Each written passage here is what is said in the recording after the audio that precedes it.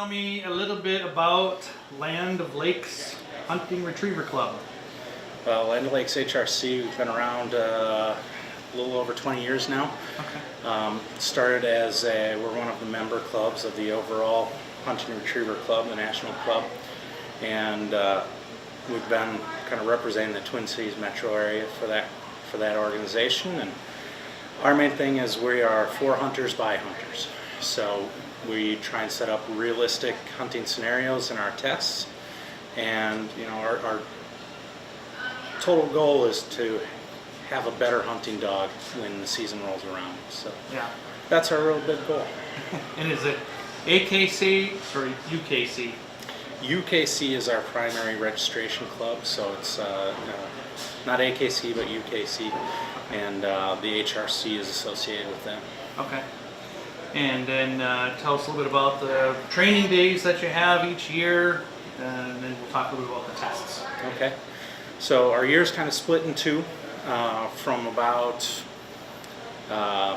depending on how things go with the thaw, starting about March or April, we'll start training for our regular season. So that's a lot of a combination of land work, retrieves on land, and retrieves on water. And that's in preparation for our test that will be in July this year. Yeah. Usually it's in September. This year we moved to July. But that's more about what your typical duck hunter is going to encounter. Hunting in the field or hunting over water. It's all about, there's 3 different levels, started, season, and finished. And each level has more involved, from 2 singles on land and water to adding in, changing those singles into a double and adding a blind, and all the way up to making it a triple and a longer blind and a tougher blind, as well as things like a walk-up and honoring. Okay. So really requiring more and more of the dog as they get through the levels. So some people might not know what those different levels are. They might be a little bit intimidated by it. They might not know, what this is all about. So talk about maybe a first-time dog owner or a second-time dog owner. Yeah, we a big part is if they've got that nice obedience foundation, their life's going to be super simple when they come in. Goodness. And then from there, we're really just encouraging the things that the dog wants to do naturally most of the time. So it's, for the first-time dog owner, we always tell them, come on out, see what's going on at a training day. We're going to welcome them in. We're going to work with whatever level their dog's at. We've had dogs show up at training that have never even been in the water before.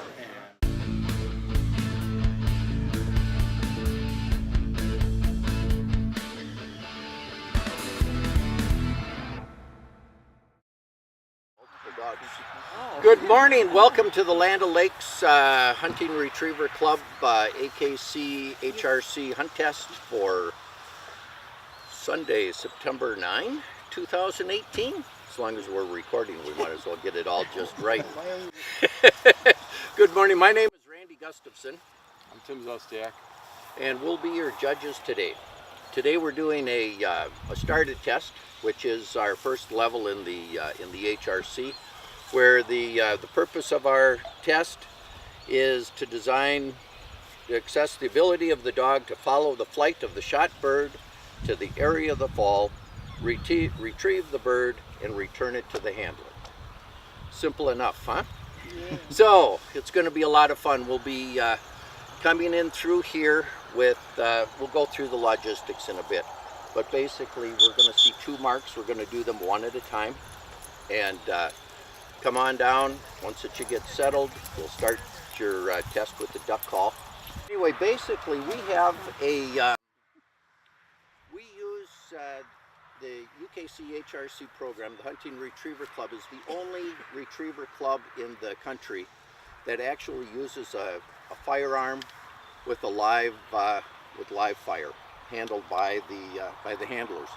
So we want to make certain that our gun safety is number 1, since we do that, because we know that there are a lot of people out there that would like to have us not have guns, so we want to make certain that we are going to use them safely. So all of your you can be judged on your dog, but you're also judged on your gun safety at our upper levels. 3 keys to a gun. We usually use the 870 pump Remington shotgun. It has 3 features. Your muzzle, never point that at anything you don't want to shoot. If you point that at somebody while you're on the line, or you're pointing it at your dog inadvertently, you will probably be disqualified. What that means is that if you get disqualified, you and your dog can no longer play that day. You can't test anymore. If you have more than 1 dog entered into tests, you're going to have somebody else handle those dogs for you. So you would be disqualified for the day. If you have like some warnings, you can get like get a warning before you get that. You can still play, but you have to be more attentive. So anyway, so that's your breech, or your muzzle. Then you have your breech. That works, that's where your gun loads into here. So if your breech is open and there isn't a shell in there, it's pretty safe. Then they also have a mechanical device, which is called the safety, which is down here, that prevents the trigger from being pulled when it's on. So when you load your gun, or you're done firing, and after you've shot it, you set it down. And then you have it with the action open and the safety on, and then you set it in the gun stand. And if you tell the judge, open it safe, that's a good thing. So basically, we use primer poppers. We used to use these field trial loads like this, that are, so they're blanks, they're harmless, right? So basically, so all they do is they make a noise, but it can still point at something and have an impact. So that's what happens with just blanks. Fortunately, we don't use these poppers anymore, because we don't need to be like the field trialers and have the shot out 400 yards out into the field to where the dog can hear it. So we'll be using a primer load here, which is a little bit louder than just a noise where you say bang. But basically, that's your gun safety. So you take this when you're firing. You'll load as many shells as the number of dogs you're told by the judge. In this case, it would be 1. You'd load that, and then you have your gun setting here. Give it your duck call, quack, quack, quack. The bird goes up in the air. You shoulder the gun, you release the safety, and then you follow it to the arc of the fall and fire. That's all there is to it. Then you put the safety on, action open, set it up. That's gun safety 101. So, kind of fun. Anyway, Tim will explain how the test is going to work. Okay, we're going to have 2 single marks. This is going to be our first mark. Marshall will do the rhino like yesterday. Come in. Dog on leash or lead. You can hold it with a flat buckle collar or your lead. No pinch collars, no chokers, no shock collars, none of that stuff. Sit on the bucket, take your dog off your leash, lead. You start the test with a duck call. Quack, quack, quack. When you are ready, winger will answer quack, quack, quack. Duck will be flown top of the arc. There'll be a shot. The bird will hit the ground. After the bird hits the ground, you can release your dog. Don't release your dog before the bird hits the ground. Release your dog goes out, picks up the bird, brings it back to you, to the area. You don't have to heel, but right to the area of where you're standing. Swing around, quack, quack, quack. Winger will answer. Bird is thrown, shot at top of the arc. Bird will hit the ground. After the bird hits the ground, release your dog. Dog goes out, picks it up, brings it back to you. Put your dog back on lead and we'll see you on water. And as you walk through the gallery, everybody will be cheering.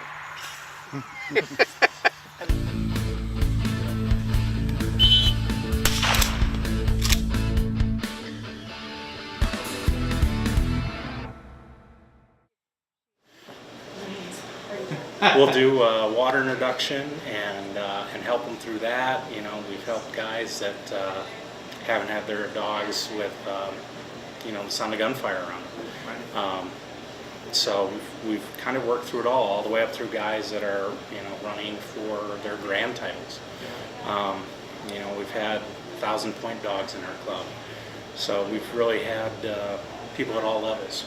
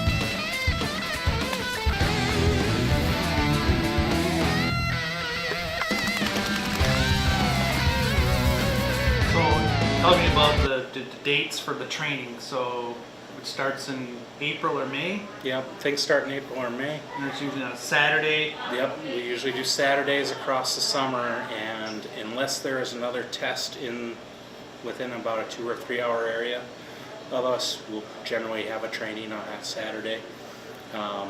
Ends up being most of the Right, Saturdays. 3 out we've of got 4 something. Saturdays. And we'll be either in Oak River or over in Hugo or sometimes up in Hinckley. Yep. Our 3 primary training locations. We've got access to some beautiful grounds across those sites that provide kind of a variety of training options to us. And then the hunting season comes. Yeah, we take a break during hunting season because that's what we've been training for. Yeah. We go out and hunt with our dogs and enjoy that time.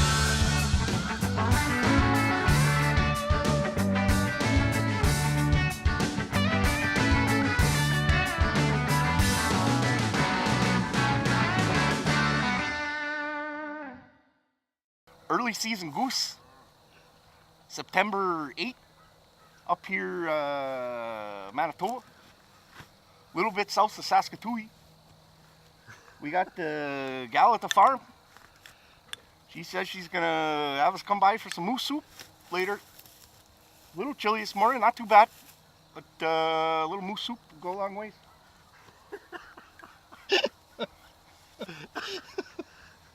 Oh, that's great. We got 7 already. Okay, I'll lay down. Back.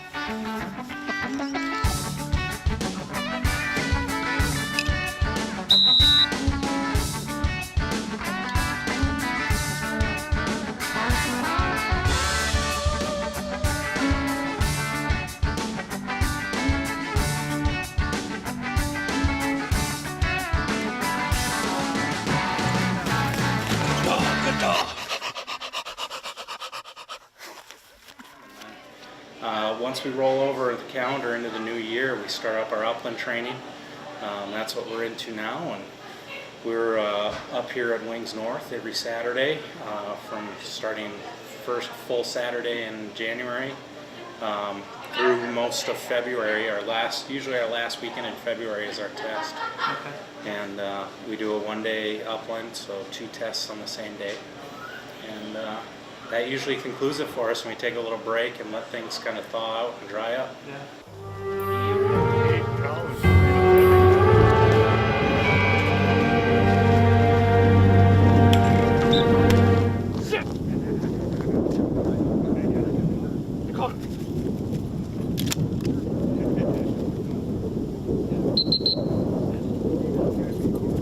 Really, when you're going out to hunt, you're shooting the bird, so you want to replicate that, and the dog, because the dog can pick up on if you're shooting or you're not shooting, right?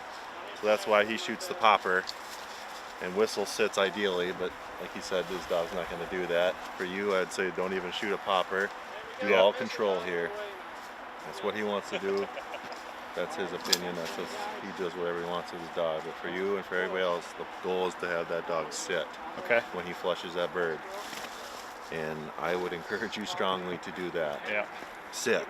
And if it's really, just wait. If that bird's down, it's down. It's gone, it's gone. Let that thing sit. No bird, come back here. Bird's down, release your dog. Go get the bird, right? Guys ready? But control that dog. We're ready. That makes sense? Yeah. I gotta watch a couple more. I want to see how one does it when it's supposed to. Yeah, so I need to plant this bird magnet to keep him a little Velcro. These birds, what do you know, they will take off on you. You gotta be careful opening them up and setting them in there. So I kind of over cautious. Get them a good feel over the head or whatever, you know. And you just stick them up there. Chuckers are a lot easier to handle in some sense, because as far as getting them into the bird box, but they're a little squirrelier. But yeah, you gotta really tuck them up in there when you pull your hand out like that, otherwise they'll shoot out the bottom. Yeah. You know what I mean? Yeah. And you just Nice kind of and do slow. this, and then you just close the latch basically, and when we push the button, it releases this, drop down to the ground. Pretty straightforward. Blinds, are you doing any blinds with her? Yep. Okay, so she knows whistle means sit. So you blow that whistle and even vocalize whatever, sit, and you can control with that long lead, right? I would say do that, leave the popper gun behind. Okay. And focus on that piece. That's what I would do if I was you. Sit, you know, until she sits and gets a good solid sit. And that's what you want to have happen as soon as she flushes that bird. So, you know, when she's getting close, you'll get an idea. It's getting close, you know. And sometimes they take off right away. Sometimes it's like, you know, 2 minutes of poking the thing finally, you know, whatever. Every bird's different. But have that lead, you know, taunt at least. And not pressure, but taunt. And then as soon as it flushes, sit her. Yeah, see, lesson.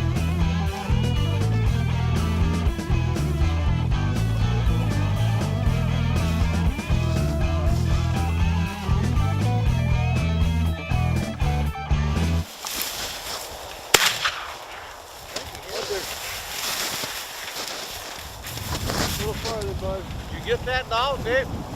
For rare, one shot and a hit.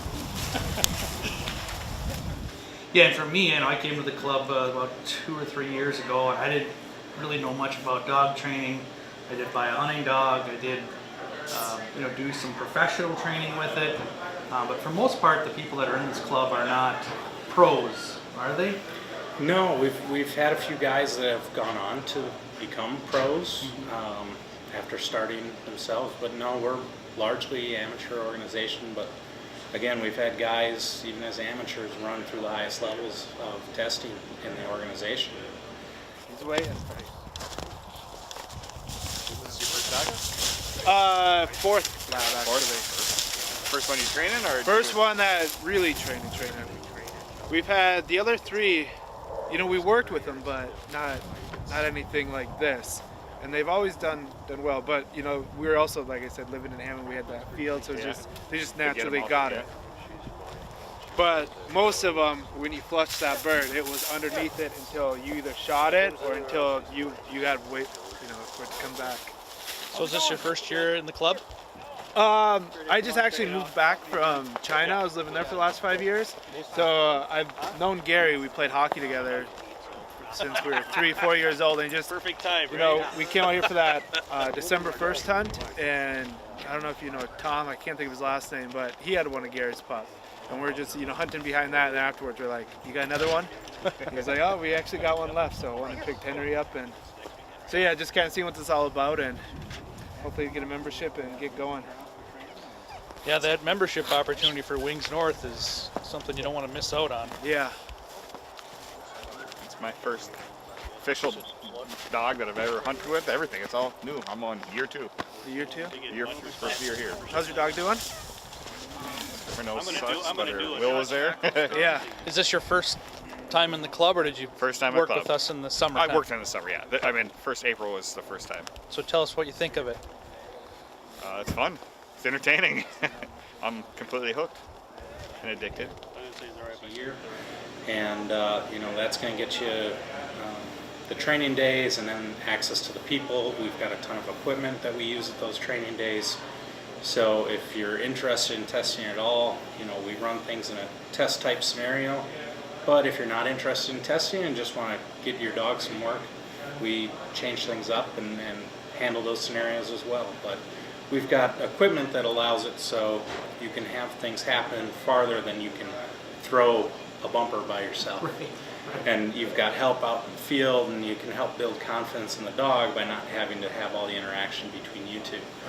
So it really just provides the dogs a lot of opportunity, as well as the handlers a lot of opportunity to learn from folks that have done it. I mean, we've got guys that are on their first dog to guys that are on their 10th dog.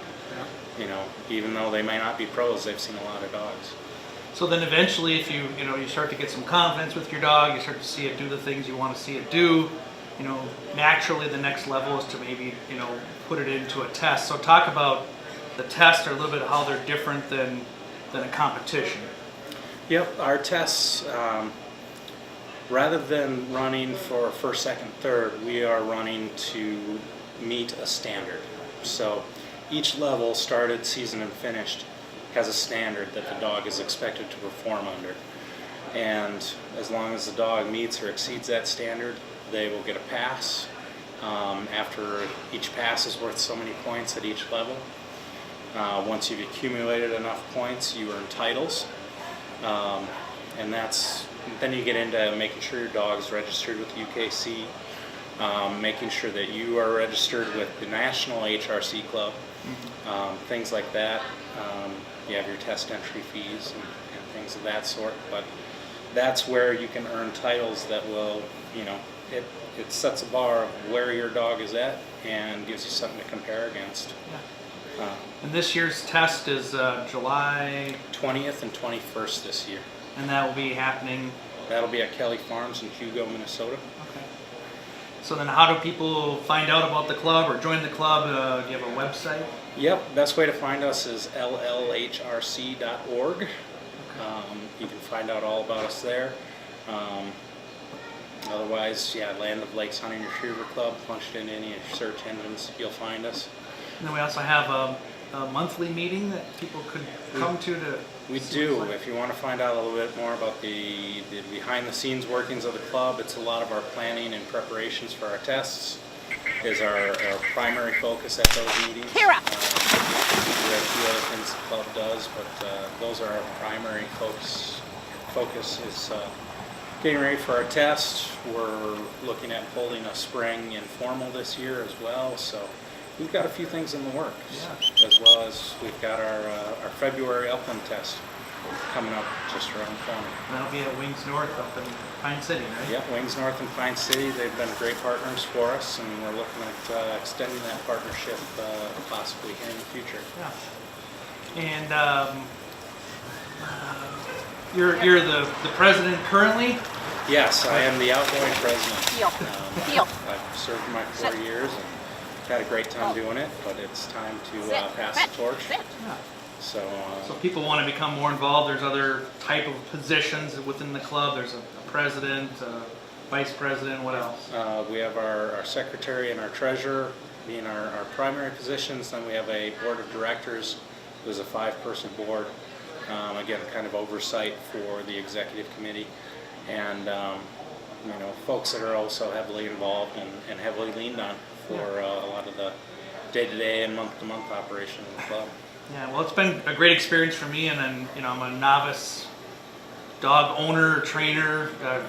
A lot of those things, again, it comes with, even though I'm only on my, 3rd dog basically as far as training goes, from judging at these various events, you see so much. And again, there's so many ways to participate in this organization, from judging to even just helping run tests. You see so many dogs, and you see so many different things that you pick up the little bits you can use to help yourself as you go along.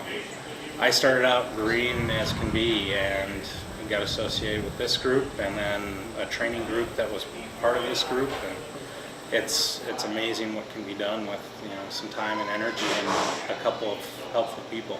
Yeah, good. Well, thank you for your time. I just wanted to get a quick introduction on the club, and thank you for serving as our president for the last 4 years. It's been my pleasure, and thank you for all your help. Thank you.